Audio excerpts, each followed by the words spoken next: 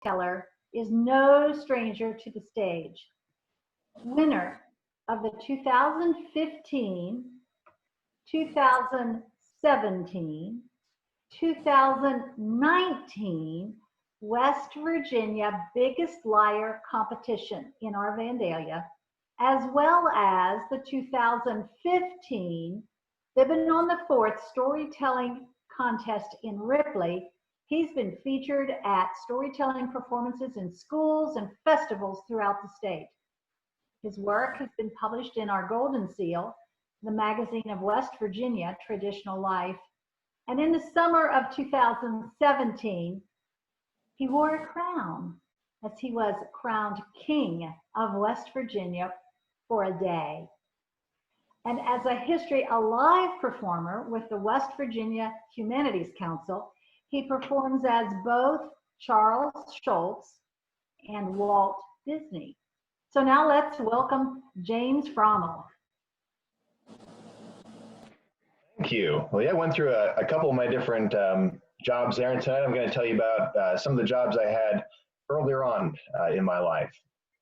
Throughout my teenage years, I had around 100 jobs, and not one of them required an interview. They were all paid under the table, and they were in and around my hometown, the land that OSHA forgot. I was able to secure these jobs through family connections. Namely, anytime an older person had an awful job that they wanted done expertly, but were adamant that they not pay any more than the minimum wage of 1938, my buddy Calvin's mom would go about convincing them that Calvin and I were the best men for the job. We had cleaned barns, baled hay, raked leaves, mowed lawns, shoveled driveways, washed windows, pruned thorn bushes, and moved manure out of, and once, confusingly, into a barn. Our fortune, after doing all of this, consisted of $16 and a dozen eggs, because sometimes, just sometimes, old people will pay you in eggs. Not because they're broke or because they don't know any better, but just because they can. My buddy Cal's mom tended to drum up work for us during conversations that were held during the fellowship hour after church. Fellowship hour was a time when the members of our church community could gather around burnt coffee and try desperately to wake up from the sermon which they had just slept through. Our church had a resident little old lady named Mrs. Dale. She had been a history teacher and a very good one, as she had been around for most of it. Her time as a public school teacher, though, had made her hard. She did not like kids anymore, and she was generally just a little bit cranky, but she was also, curiously, very wealthy. The source of her wealth was a bit of a mystery, but the source of her crankiness was not. There was a time before I got to high school when playing a prank on Mrs. Dale had become a bit of a rite of passage for the teenage boys in our town. She had finally retired from the school after an incident involving Chuck Henderson. Now, by the time I was a teenager, Chuck was a respectable middle-aged family man and an insurance agent, but in his younger years, he had been a hellion who was rumored to have pulled more than a dozen rotten pranks on Mrs. Dale. He had finally been caught after placing a whoopee cushion on her chair, and Mrs. Dale never let it go. She hated having pranks pulled on her, and if she caught you in the act, your name would be etched in the stone tablet she kept inside her brain. She would then take her revenge in the best way she knew how, and with Chuck Anderson, that meant she would sit behind him every week in church. It didn't matter where he sat, she was there. And anytime the pastor would say anything about feeling guilty or being a sinner, Mrs. Dale would do this. Just loud enough. And what was weird was that I heard people seeing her do the same thing at other churches to other aging pranksters. And I started to wonder how many churches Mrs. Dale attended and if her attendance there was truly spiritual or just one heck of a guilt trip. 40 years in the classroom and she had a few scores to settle. She drove around in one of those long, old Cadillacs, which allowed her to park at the front and back of our little country church at the same time. It was a pink monster, and she loved that car. She even carried a picture of it around in her purse. Just one picture from the day she got the car, holding the key the salesman gave her in one hand, and then breaking a bottle of champagne across the bow of that boat car with the other. Now, our employment agency, Cal's mom, caught wind during fellowship hour that Mrs. Dale needed some help unloading a few things in the back of her Cadillac, and so she, of course, volunteered myself and Calvin. And at first, we were excited about the prospect of the job. She was rich, we were poor, maybe we could trade places. Calvin's mom made all the arrangements for us, and when we asked how much we were going to be paid, she said to us, "You will be paid in the knowledge that you did the right thing." And we didn't protest, partly because we wanted so badly to go for a ride in this Cadillac. We both loved classic cars and roller coasters, and with Mrs. Dale driving, it seemed like we had a chance to finally experience both at the same time.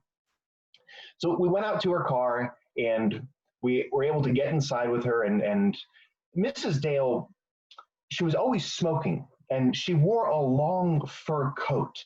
It looked like she was doing an impression of Cruella de Vil, but when we actually sat down and did the math, I think Cruella de Vil may have been doing an impression of her. So we're in the car, and she pulls out of the church parking lot and then slows down to 70 miles an hour as we make our way casually up Main Street sidewalk.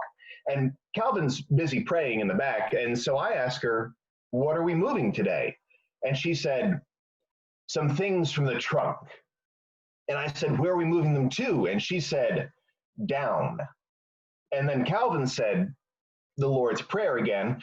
And soon enough, we're on the back roads that lead across to an old railroad trestle where there's this overlook. And it's a long, windy road to get up there. And I'm trying to make small talk with Mrs. Dale. And I look back at Calvin, and I'm not sure if he's trying to reassure me or reassure himself, but he just keeps saying over and over again, "It will be paid in the knowledge that we did the right thing." Well, we reach the top of this hill, and Mrs. Dale pulls off on the side of the road midway across the trestle. So we're very high up now, but we're over this river.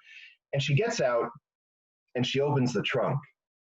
And it's full of ceramic garden gnomes and ceramic cherubs and frogs, these lawn decorations, but they weren't new. You could see mud and mulch caked on the bottom, and I suspected that they came from people's lawns. One gnome in particular, I am fairly certain, came from Chuck Henderson's yard because it was holding a sign that said, "Welcome to the Henderson's yard." And Mrs. Dale, she nods over toward the edge of the bridge and she says, "Throw them over, boys." And so we're standing there holding these likely stolen lawn decorations, and I'm speechless. But Calvin, he leans over to me and he says, "I don't think we're getting paid." So we started unloading the gnomes, cherubs, frogs, and flamingos from the back of her car and into the river below, and she stood there, cigarette in hand, listening to these ceramic lawn decorations shatter and splash like a jazz aficionado. And when the last frog hit the river, she smiled and said, We got back in the car and peeled out on our way, presumably back to the church. But since we were on what I'm pretty sure was a four-wheeler trail, it's hard to say exactly where we were at any given moment. But it was a pretty drive. I saw a deer, a waterfall, and my whole life flashed before my eyes. But during the drive, I got to talking to Mrs. Dale about her Cadillac and her long career as an educator and her philosophy on life. She said, the first secret to happiness is to find something that you enjoy doing and then do that for as long as you can. And that's why I became a teacher. The second secret is to get filthy rich and buy a Cadillac. Years ago, I opened up a little store on the other side of the county. Been making the big bucks ever since. I sell the one thing that every prankster in this town will always need: lawn decorations. And she pulled up alongside the church and stopped the car, and she said, "Now I suppose you'll want to be paid. Go ahead and open up the glove box." I opened it up, and there, inside the glove box, was a carton of a dozen eggs. And I sighed, and I grabbed the carton, I smiled. And she said, hey, she reached over and she snatched the carton of eggs out of my hands and she said, no, no, no. There's $100 in there. Take that. I took the money and she held up the eggs and she said, these are for Chuck. Thank you.